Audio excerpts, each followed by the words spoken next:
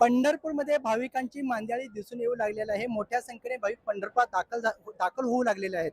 आपण पाहत असाल ही विठ्ठलाची दर्शन रांग आहे, जी विठ्ठल मंदिरापासून गोपाळपूरपर्यंत म्हणजे जवळपास 2 किलोमीटर पर्यंत ही दर्शन रांग पोहोचलेली आहे।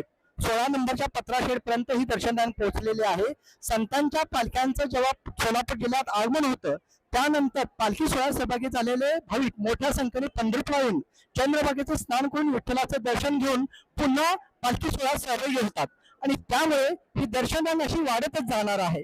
सध्या सर्वत्र पांडुरंग हरी वासुदेव हरी रामकृष्णांचा जयघोष सुरू आहे।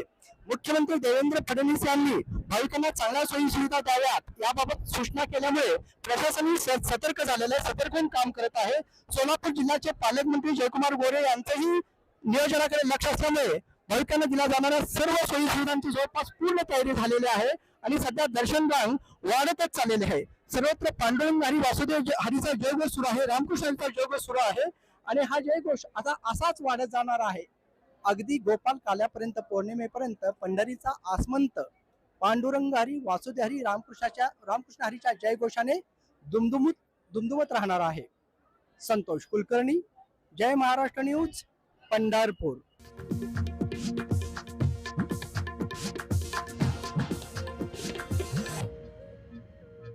समृद्धी महामार्गावर झालेल्या भीषण अपघातात